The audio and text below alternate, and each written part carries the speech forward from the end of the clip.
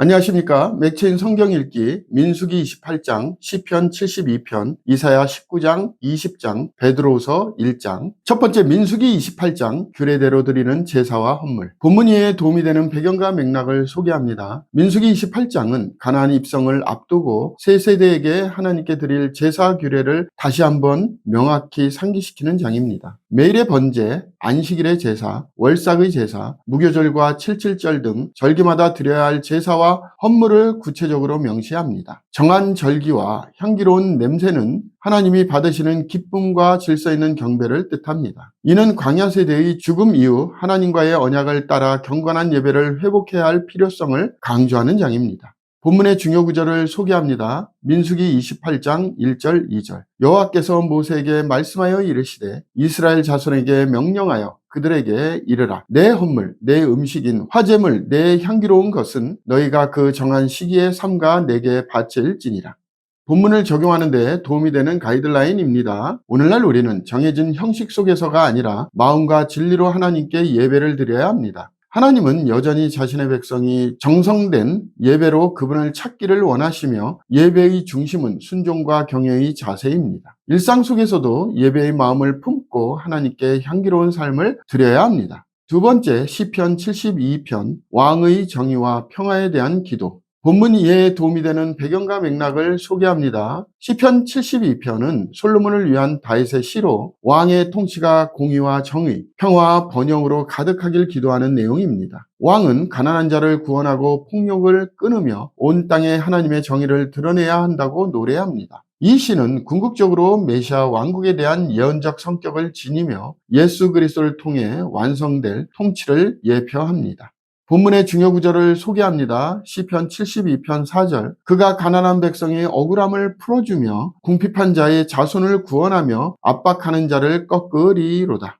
본문을 적용하는 데 도움이 되는 가이드라인입니다. 오늘날 우리는 그리스도의 공의로운 통치를 기대하며 삶 속에서 그분의 정의와 긍휼을 실현하는 도구로 부름받았습니다. 사회적 약자에 대한 관심과 중보는 왕 대신 그리스도를 따르는 자들의 모습이어야 합니다. 진정한 평화는 예수의 통치 아래에만 실현될 수 있습니다. 세 번째, 이사야 19장, 20장, 애굽과 구스에 대한 경고. 본문 이해에 도움이 되는 배경과 맥락을 소개합니다. 이사야 19장은 애굽에 대한 심판과 회복을 동시에 선포합니다. 하나님은 애굽의 우상들을 무력하게 하시고 민족 내의 혼란과 자연재해로 그들을 치십니다. 그러나 마지막에는 애굽이 내 백성이 될 것이라는 회복의 약속도 등장합니다. 20장은 이사야가 벗은 몸으로 예언하면서 구스와 애굽의 포로가 될 것을 상징적으로 드러냅니다. 본문의 중요 구절을 소개합니다. 이사야서 19장 24절 25절. 그날에 이스라엘이 애굽 및 아수르와 더불어 셋이 세계 중에 복이 되리니 이는 만군의 여호와께서 복 주시며 이르시되 내 백성 애굽이여 내 손으로 지은 아수르여 나의 기업 이스라엘이여 복이 있을지어다 하실 것임이라.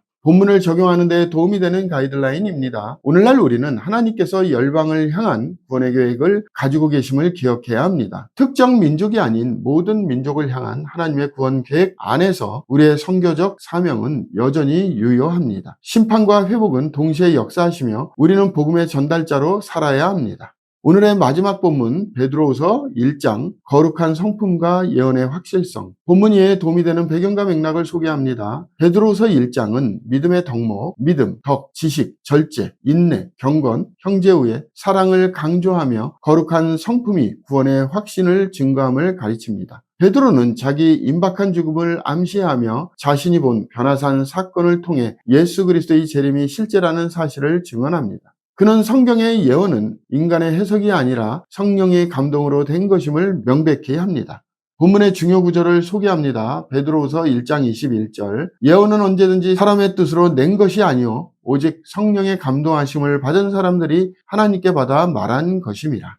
본문을 적용하는 데 도움이 되는 가이드라인입니다. 오늘날 우리는 세상 속에서 참된 신자답게 성장해야 하며 신앙은 지식과 삶의 변화로 나타나야 합니다. 하나님의 말씀은 여전히 우리를 바르게 인도하는 권위 있는 진리이며 우리는 그 확실한 말씀 위에 삶을 세워야 합니다. 성령의 감동으로 기록된 말씀은 삶의 모든 영역을 인도하는 나침반입니다. 오늘 본문에 베드로후서가 시작되므로 베드로후서가 쓰여진 목적을 소개합니다. 베드로후서는 사도 베드로가 순교 직전 마지막으로 기록한 편지로서 성도들에게 거룩한 삶의 중요성과 재림의 확실성을 강조하기 위해 쓰였습니다. 그는 특별히 이단 교사들과 거짓 예언자들이 공동체를 미혹할 것을 경고하며 참된 신자는 믿음 위에 성품을 더하며 계속 성장해야 한다고 권면합니다. 이 편지는 종말론적 긴박감 속에서 성경의 예언이 성취될 것임을 확신시킵니다. 그는 변화산에서의 체험을 언급하면서 예수 그리스도의 다시 오심이 허구가 아닌 역사적 사실임을 증언합니다. 또한 구약의 예언과 신약의 사도적 권위가 조화를 이루며 종말의 심판이 있고 그리스도의 재림이 도래할 것이라고 선언합니다. 결국 베드로후서는 성도들에게 끝까지 경건과 진리를 붙들고 확실한 소망 가운데 인내하며 살아갈 것을 요청합니다. 감사합니다.